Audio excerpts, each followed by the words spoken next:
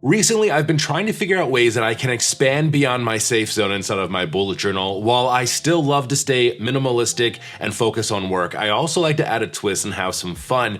Today's video, I'm going to show you how I've been using Distress Oxide inks inside of my bullet journal. We'll talk about all the materials that you'll need if you want to do this for yourself, why this is so fun, and even show you how to create a real quick weekly spread inside of your bullet journal. My name is Mark and I go by Men Who Bullet here on YouTube, as well as Instagram, TikTok, and over on my website, menwhobullet.com, where I actually have a blog post, the same exact topic over there that you can read. So the first thing we need to take a look at are all the materials that you're going to need. And I don't mean like all the materials, like it's like a ton of them. Honestly, it's just a few. The first thing that we have to talk about are definitely the Tim Holtz Distress Oxide inks. What's great about these is that these are actually a combination fusion of dye and ink, and they're water-based, which is really important because these react really cool with water, which we'll try later on as well. These come in a variety of different colors and also different sizes. There's always new collections coming out, and you can check these out really at any craft store. And I also have them available for you with some of my favorite combinations over on my Amazon shop, amazon.com/shop/menwhobullet, all kinds of fun stuff over there. So the inks are the first thing. You can buy one or like a 4-pack if you want. I've been like slowly collecting. This is like nothing compared to others, but I have 5 of them right now in a few different colors that I've been really liking. So we'll get into those. We'll be using one of them today for what we're using too. The next things we need to talk about are these blending brushes. I absolutely love using these with this overall craft. These do fantastic taking the ink from the pad and getting it onto your paper to blend, or even going over top of stencils. A lot of people are like, Mark, that is a makeup blending brush. And I'm sure that it probably is also used for that. Super soft. It just cleans off really well. I love them. And the ones that I got are not very expensive. You'll see this in the link below. They're like maybe like $7 for 5 of these, or you can get them in some different sizes. So I really like using them. I like having a few on hand for different colors and things like that. So excited to be using these in just a few minutes.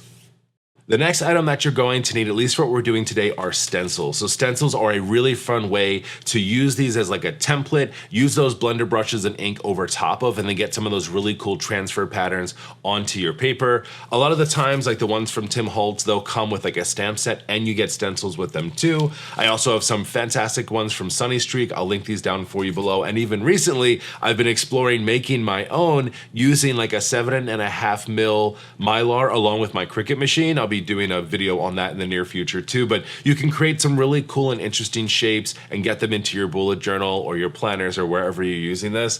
And I love using these. They're so much fun. And the last thing that you're going to need to do, at least what we're doing today, is washi tape. So if you follow me for any amount of time, you'll know that like I'm not like the biggest fan of washi tape. Every now and again, I'll find a creator that I like, and sometimes I'll include them in my bullet journal. But now I have a great use for all of my washi tape, even the ones that I'm not as big of a fan of that I've collected over time, because you're going to use the washi tape to secure and hold your stencil on your page, so you don't have to worry about your hands getting all over everything. What's great about the washi is that you can take it back up after you want and it will not damage your page. So it's a great repositionable tape that you can use along with your stencils as well as on your paper, and just have a really great result at the end. So it's really not a whole lot of materials, right? You need the ink pad, you need something to put the ink onto the paper with, like that blending brush, a stencil if you have one, and washi tape, right? So that's not a whole lot. Some of these things you probably already have in your studio for yourself. If you don't have some of them and you want to get them, again, all the links down for you in the descriptions below for some of my favorite ones that are out there. So without further ado, let's go ahead and get into our fun project, setting up a weekly using the Distressed Oxide inks inside of this bullet journal. The first thing we need to do for our project is place our stencil where we want it on our page, and then we're going to go ahead and secure that on the page with some washi tape.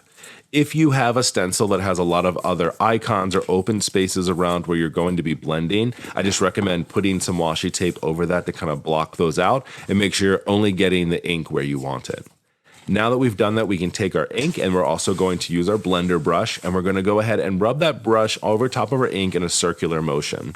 I'm putting a little bit of pressure on that head just to make sure that I am really getting enough ink onto the bristles here, and this should be good. And now I'll go ahead and do the same thing in a circular motion, brushing that and blending that over top of the stencil. Once you feel like you have enough coverage and things are looking pretty good, you can go ahead and pull up your stencil and take a look at the awesomeness that is here. It works so well. The colors look so great. So let's go ahead and just set up the rest of this week. So we're only going to set up just half of this for 3 days. Of course, if you were doing a full week, you could do the same exact thing on the other side of your page to set it up.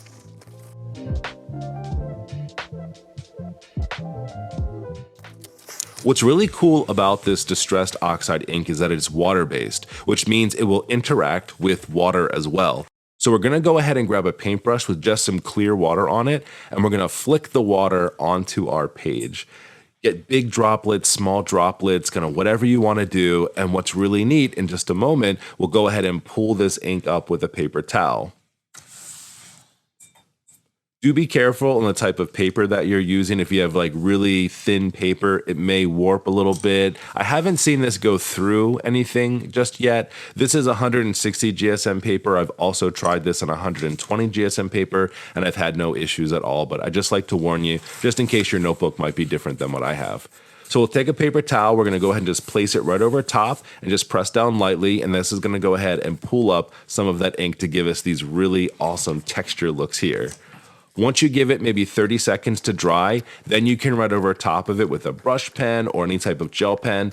I just warn you, don't use any type of like heavy fountain pens. That might not work out as well. So now you have your first taste of using the Distressed Oxide inks inside of your bullet journal, setting up a few days inside. You know, I just love how smooth this ink goes on. I love that regardless of the type of paper that you're using, it's not bleeding through the page. It's a totally different experience than just stamping using like a clear or a block stamp. It just goes on so smooth with that blending brush. It's almost like you're just kind of lightly putting it on top of the paper versus a hard stamp, and it's working out wonderfully.